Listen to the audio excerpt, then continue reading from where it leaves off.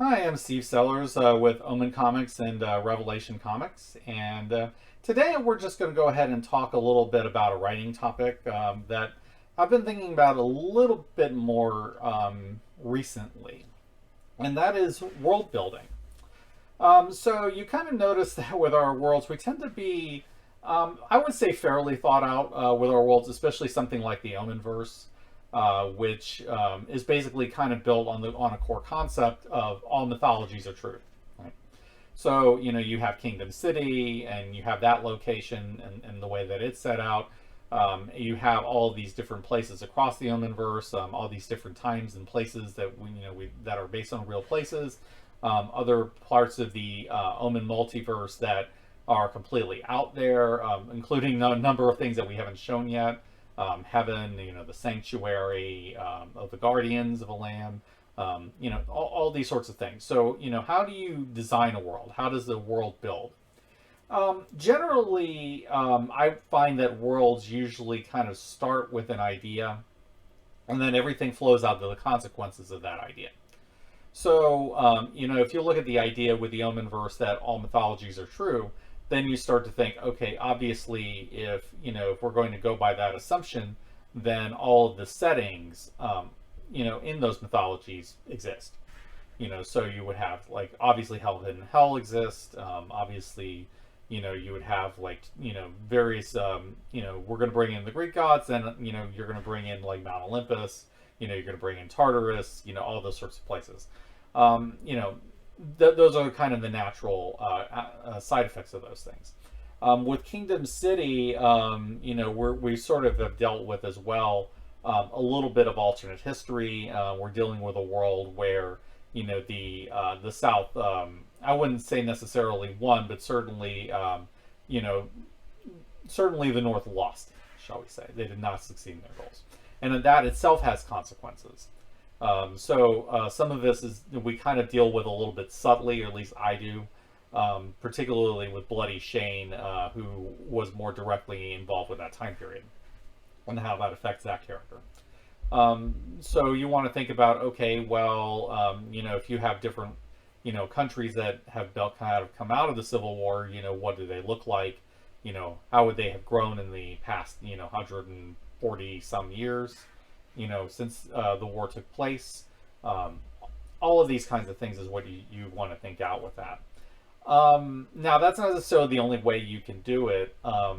When I developed the idea for the Blitzverse, for example, that kind of really sort of developed kind of on its own. I didn't start necessarily with a concept there. The real idea is that I had these characters. I wanted to build a world around them. So really so I started looking at, okay, I know that these elements have to be consistent. I know that, Amy and Night Spider have to operate in a world that allows for superpowers, that allows for magic because Roland's powers are magic based, for example. I have to think about all of that thing. So I started building around that. I knew I needed a superhero city. Felt like that would make sense, particularly with its own, hero history. I didn't want that history to be the exact same as what we've seen at Marvel and DC. So a lot of the idea is, okay, I wanted to include other things that I really liked as well. Pulp heroes and the Victorian era and various things from history also are involved in the Blitzverse. So all of these sort of came together, and they just sort of naturally built out of them. I had characters that I thought were interesting, and obviously, if these characters exist in this world, then these sort of background elements also exist. So that adds to the fabric. So sometimes you can build a world on the idea of something specific, and then sort of deal with that, or you can say, I have these things that need to happen. What kind of setting would be convenient for the story that I'm telling? So those are a couple of different approaches that you can also take with that. So like with the Blitzverse, generally speaking, it's like, okay, if there were heroes in this particular time period, how does that affect society? How ultimately would there be a history that is coherent and leads into the story that's going on now, that with the political situation the way it is now, with the societal situation the way it is now. What series of events would feel natural, would feel logical, and would add up the way that you need them to? So you want to think about those things. Now, for a short story that I did not too long ago, one idea was a little bit more of the central idea. And it kind of started with, okay, what if the Lovecraftian gods won? That idea eventually altered because the story that I wanted to do started evolving into something that was more high fantasy in the reign of Elberic of Melniboné.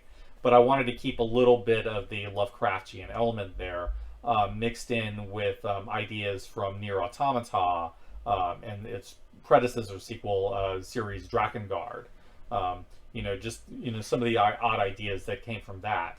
And then other things that I had in mind on my own about, how a post-apocalyptic magical world would work.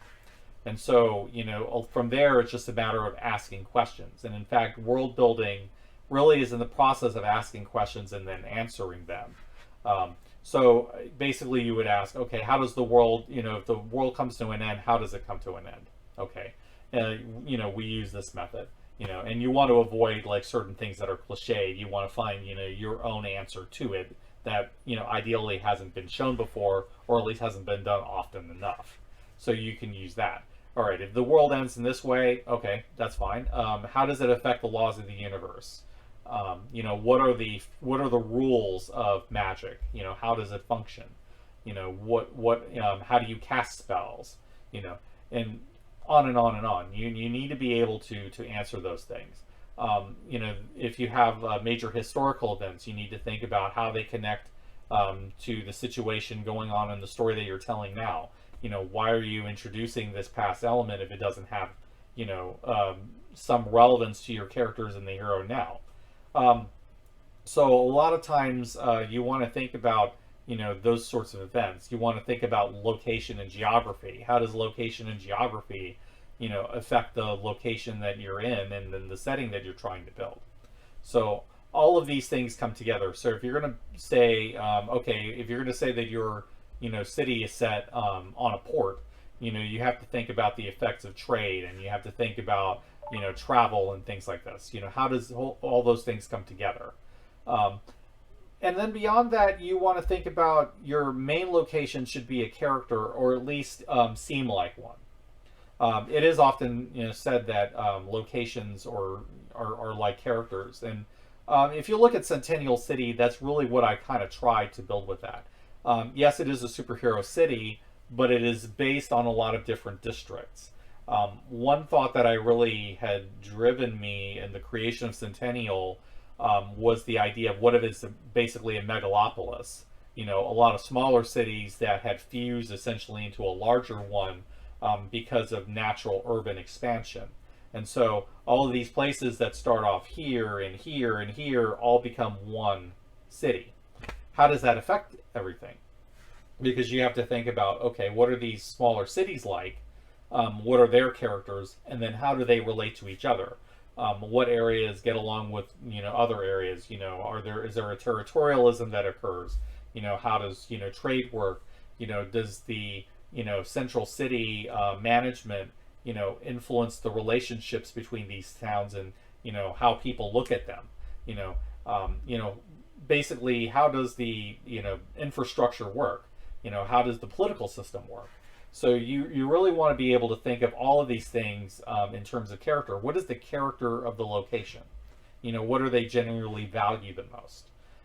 So basically, for example, if you look at Fortune Bay, which is a subset in Centennial City, basically they really are, they value risk. They value money. And so it is a gambling district. My originally thought with that was that they had kind of started off in the 50s and the 60s, with like people like the Rat Pack, and those kinds of, and the Mafia, had run in. And then there was a whole point where they were run by all that. And then that gradually changed over time because of business interests, and requirements, by government later, and that affects how things change. So, it's no longer the freewheeling, crime haven that it was in the 1960s. Likewise, you want to think about, what was it like during Prohibition, in the 1930s, were they running booze? There are areas in Centennial City that in fact did. So, all of these elements create a wider, thriving area. And you may want to think about who are the main people that are influencing your setting and all of that. So you want to think about, who are your leaders? What kind of people are influencing policy? Who are making decisions? Why are they making those decisions? What are their motivations? And how do the different interests in that area meet in effect in all these sort of things. So everything is about asking questions, answering them, and then building a more concrete idea of how your world functions and what it works and what it looks like. So just think about those issues, just constantly question everything about your setting, and then you probably should have a better idea of how your setting functions in your setting. So that's kind of generally the way that I kind of look at it. But as always, I like to point out that, your way may be a little bit different. Whatever works for you is the way that you should be doing it, and just kind of pick and choose whatever you find that works for you. And if my method works for you, that's great. If you have a different way of doing it and it works better, use that one. That's perfectly fine with me. So I'll just go ahead and leave it there, and hope you found this useful. And until next time, this is Steve with Omen Comics and Revelation Comics, signing off.